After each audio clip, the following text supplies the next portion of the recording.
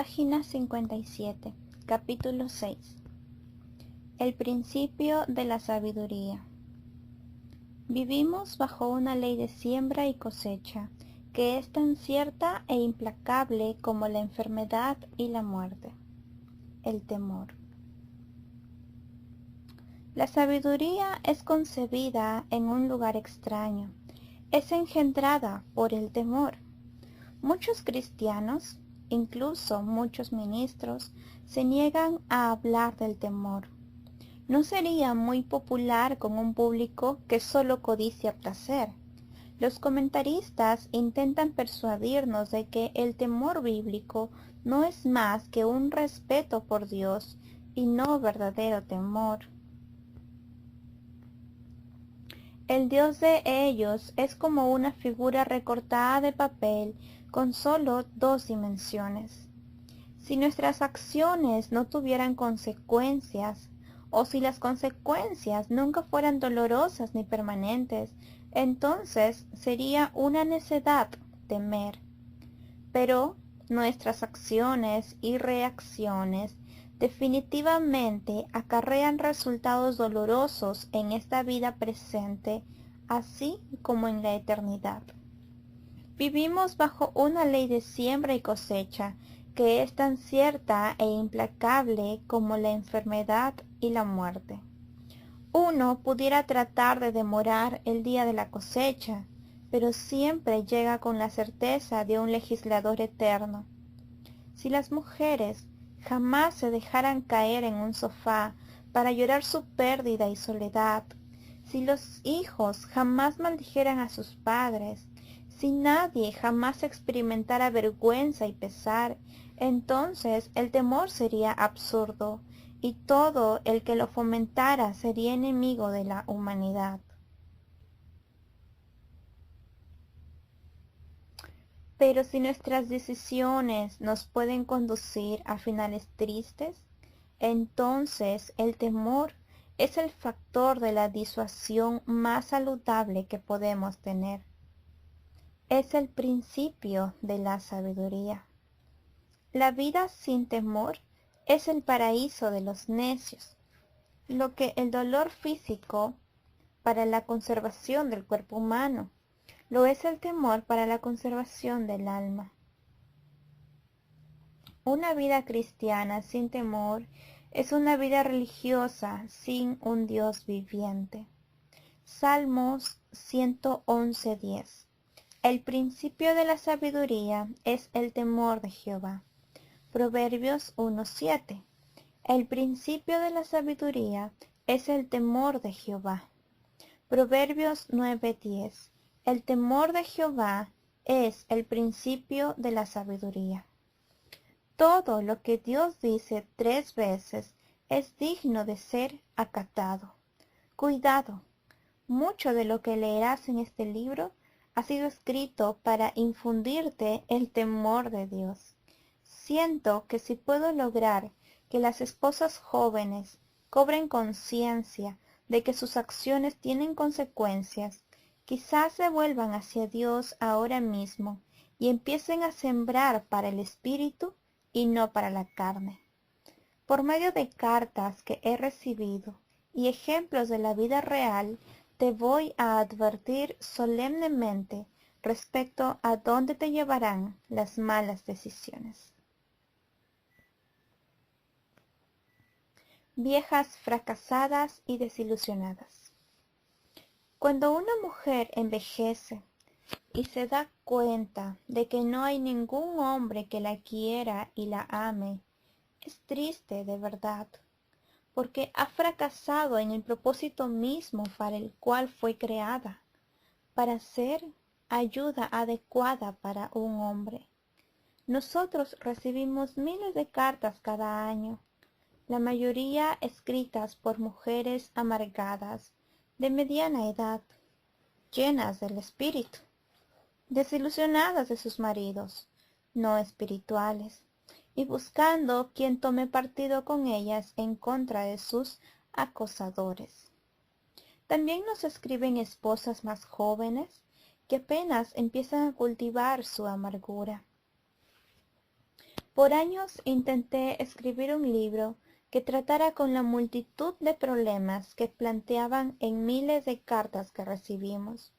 Por lo general, era inútil intentar responder a las mujeres mayores. Es mucho más fácil dirigir a una persona hacia un camino mejor que detener a una persona que se encuentra en una barrena descendente. Finalmente comprendí la sabiduría de la instrucción. Las ancianas enseñan a las mujeres jóvenes a amar a sus maridos. Comprendí que mis consejos debían ser dirigidos hacia aquellas jóvenes esposas que todavía están tratando de encontrar su camino. Es necesario advertir a estas mujeres mientras aún son jóvenes y necesitan un manual de orientación que evite que lleguen a ser viejas amargadas y locas. La mujer que realmente conoce a Dios sabrá que la verdadera espiritualidad consiste en obedecer la palabra escrita de Dios, no en cultivar sus sensibilidades espirituales.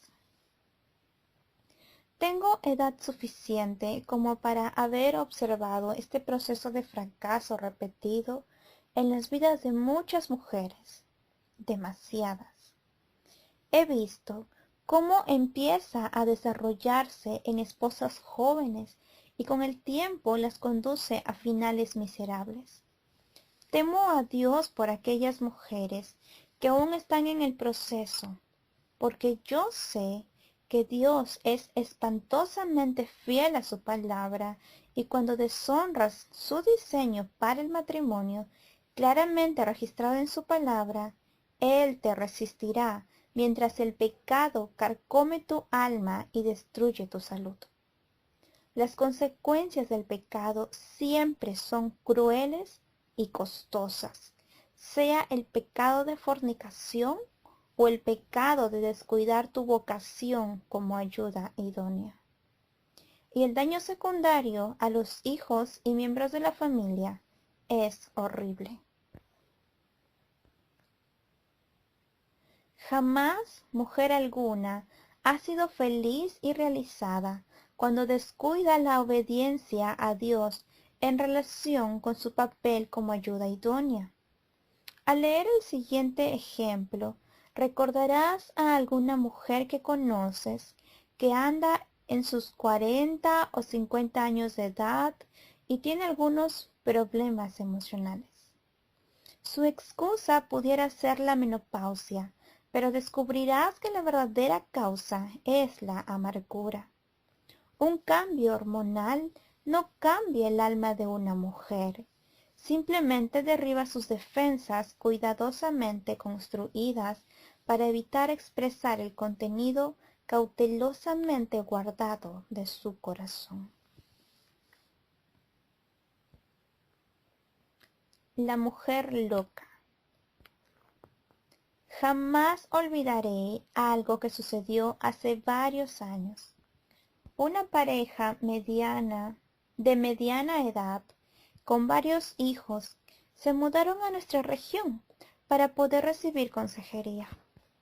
A la mujer no le había gustado la consejería que habían recibido en la iglesia donde se habían conocido y casado.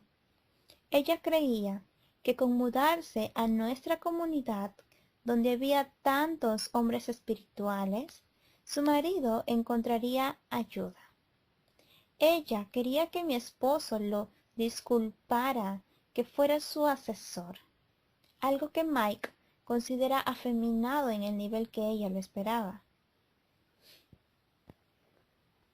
Durante muchos años antes de su matrimonio, su marido había sido un próspero hombre de negocios de mucho éxito, pero después de que se casaran, ella expresaba desaprobación por su participación en el mundo de los negocios. Tampoco estaba conforme con la región donde vivían. Ella consideraba que él debía vivir por fe, con lo que quería decir que no trabajara, sino que se quedara en casa con la familia, que era cada vez más grande. Él había sido un don estable, un oso de peluche querendón, hasta amable, siempre amigable y con una sonrisa a flor de labios. Ella era propensa a recibir palabra del Señor. Ella era de profunda pasión y entrega, según ella, y él estaba convencido de lo mismo. Ella lo intimidaba a él, porque él cargaba con culpa por causa de pecados pasados, los cuales ella nunca le permitía olvidar, y él se sentía algo asombrado por la espiritualidad esotérica de ella. Varios años antes de que se mudaran a nuestra comunidad, en su deseo de hacerla feliz y porque estaba tan impresionado con su intimidad con el Señor, se mudaron y modificó su negocio conforme a la dirección que Dios le dio a ella. Pero sus nuevas empresas nunca prosperaron. La falta de éxito a su edad lo dejó consternado y perdió su valentía. Se daba cuenta de que envejecía, con una casa llena de niños instruidos en el hogar, y sabía que no había manera de dar marcha atrás con las malas decisiones de negocios. Su frustración e inseguridad eran, para ella, evidencia de su falta de fe. Ella trató de animarlo y andar por fe, a vivir una vida de liberación milagrosa y posiblemente al servicio cristiano de tiempo completo. Él estaba cada vez más dudoso y desesperado. Sufrió su lecho matrimonial. Tenían problemas y ambos lo sabían y habían estado recibiendo consejería matrimonial. También habían estado leyendo nuestra literatura y decidieron que nuestra comunidad sería su salvación. De modo que, plop, aquí estaba.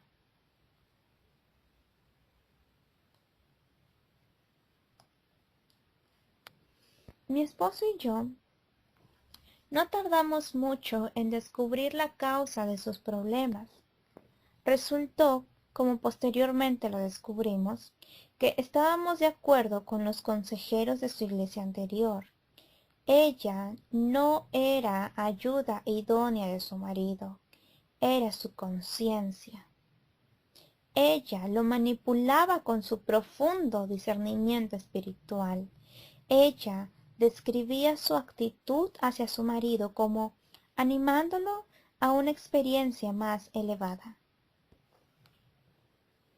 Compartimos la palabra de Dios con ella, diciéndole que su desobediencia y falta de reverencia por su marido eran pecado.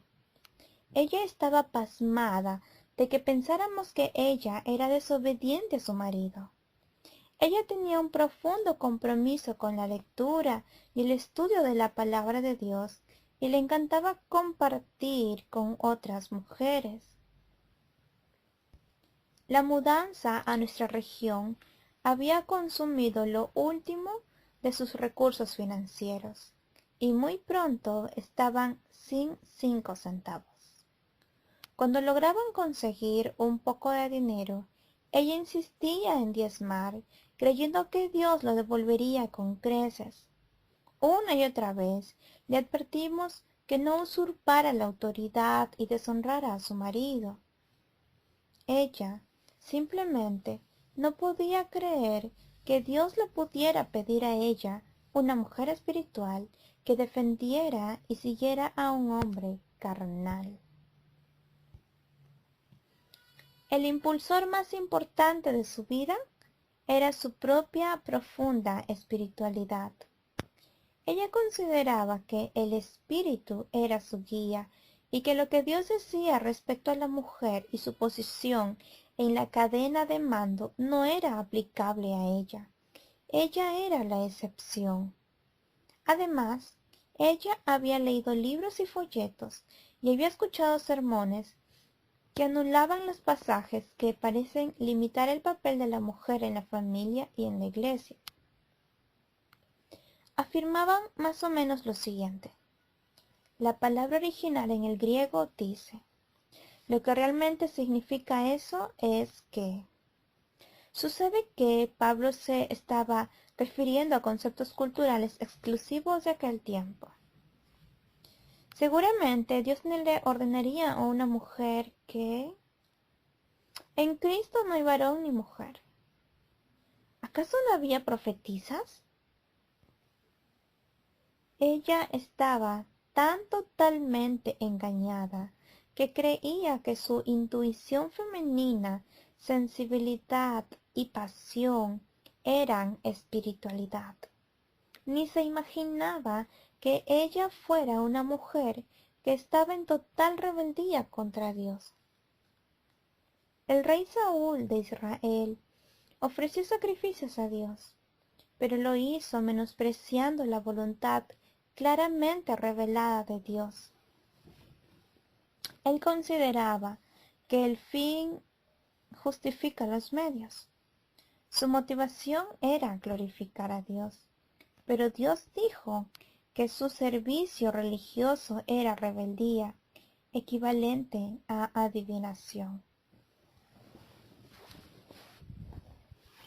Cuando una mujer intenta vivir para Dios, pero contrario a su palabra, su aparente espiritualidad equivale a adivinación, porque está intentando adivinar la voluntad de Dios, haciendo a un lado completamente sus palabras claramente escritas. A tales mujeres Dios les llama Jezabel. A mi esposo y a mí no nos quedaba ninguna duda. Su pecado sería su destrucción. Ya había reducido a su marido, en otro tiempo fuerte, ingenioso, en un pobre hombre temeroso. Con el paso de los años, la venenosa hiel de su alma había estado afectando su mente. Una noche, al final de un poderoso culto de la iglesia, mientras todos estaban platicando, observé que ella se acercaba a mi esposo excesivamente alborotada. Así que empecé a acercarme a él por si acaso me necesitara.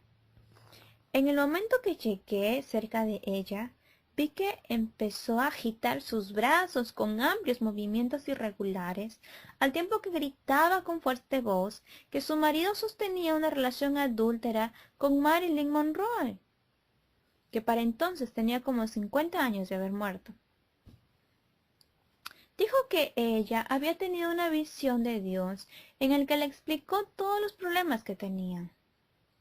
Al momento que me puse a su lado, empezó a mencionar los nombres de varias de las madres jóvenes de la iglesia que tenían bebés pequeños, diciendo que eran amantes de su marido y que los bebés eran de él.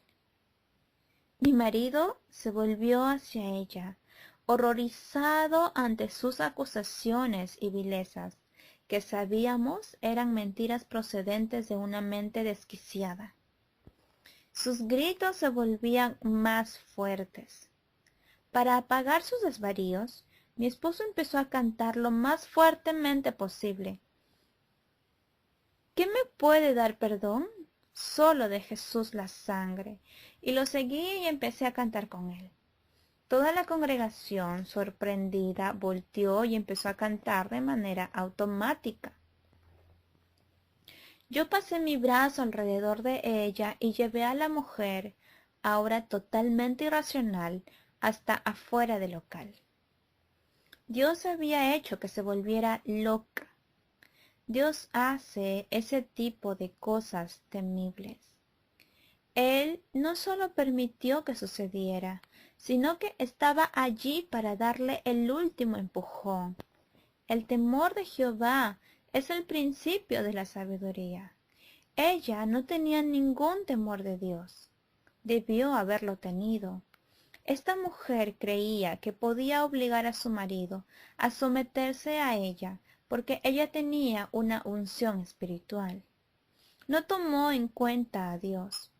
La mujer que cree que puede caminar por su propio camino porque se considera espiritualmente privilegiada, no tiene temor del Dios Todopoderoso. El que sembrara iniquidad, iniquidad segará, y la vara de su insolencia se quebrará. Proverbios 22:8.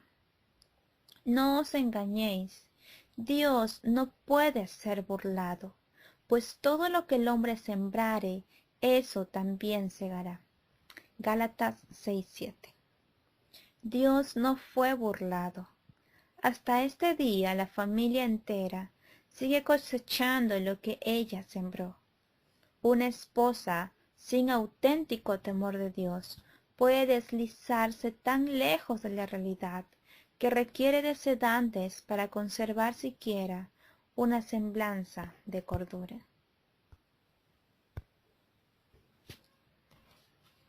La práctica hace lo terrible perfectamente terrible. Muchas mujeres, para cuando llegan a los 40 años de edad, están al borde de la inestabilidad mental. Han pasado varios años de su vida molestas con sus maridos, sintiéndose heridas diariamente y respondiendo con frialdad y amargura. En lugar de practicar siendo agradecidas y alegres, están practicando la amargura. Así como la práctica le permite al pianista encontrar las teclas correctas sin esfuerzo o concentración, la mujer que practica el descontento encontrará, sin esforzarse, las notas de amargura cada vez que alguien la irrita. Está practicando, siempre practicando, perfeccionando su amargura y descontento. Ha practicado su amargura hasta que le sale de lo más natural y ella ni siquiera lo identifica. Generalmente, ella se describiría como una persona que se sostiene contra la soberbia y el mal. Ella hará lo correcto, aun cuando nadie más lo haga.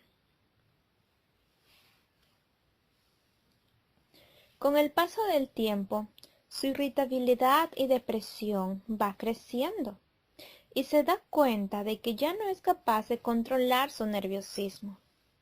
Un día sus nervios sufren un colapso y ella pierde el control, gritando como una loca e insultando a sus seres queridos con apelativos terribles. Ella dirá que simplemente era un mal día con las hormonas, pero la familia dudará. La familia aprende a tolerar sus estallidos ocasionales y ella sigue practicando.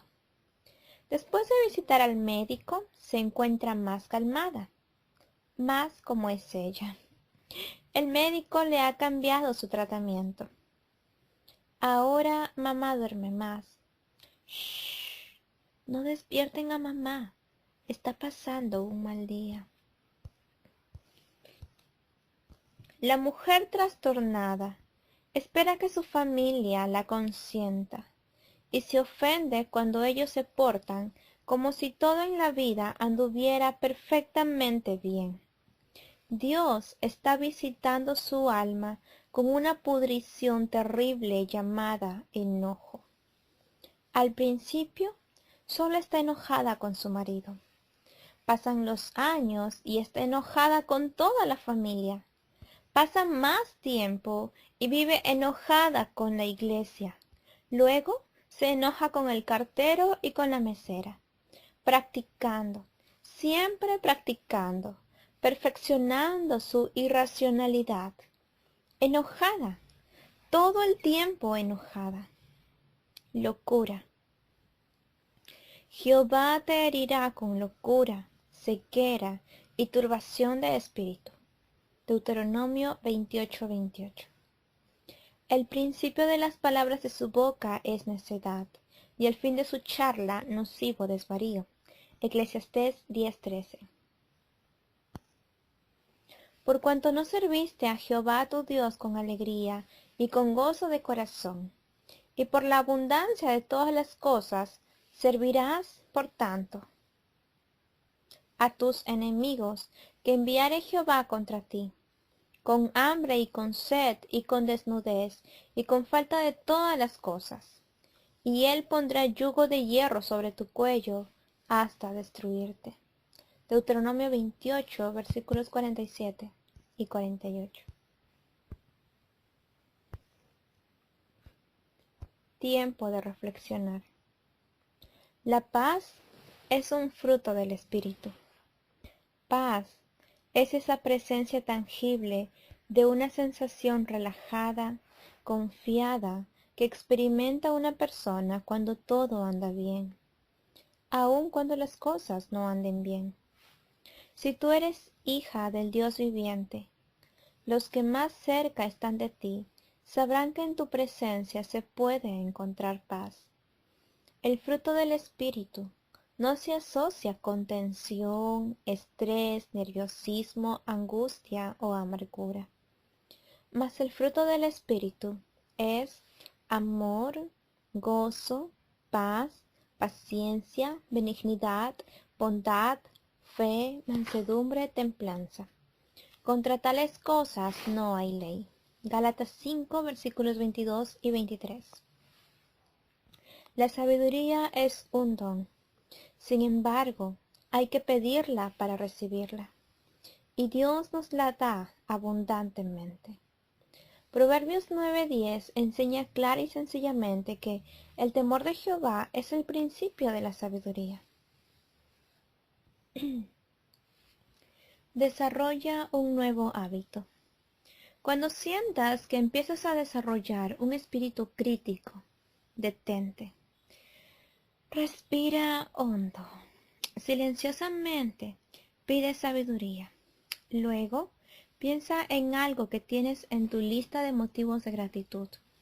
Este es un hábito de remoldeo y con el tiempo, la práctica hace al maestro. Trata con Dios en serio. Busca la definición de la palabra odiosa. Aprende a aborrecer la posibilidad, siquiera, de llegar un día a ser culpable de serlo. Siempre que estés mostrando irritación y culpando a otros, recuerda que la tierra entera se alborota por ser tú una mujer casada odiosa. Por 3 cosas se alborota la tierra, y la cuarta de ellas no puede sufrir. Por el siervo cuando reina, por el necio cuando se sacia de pan, por la mujer odiada cuando se casa, y por la sierva cuando hereda a su señora. Proverbios 30, versículos 21 al 23.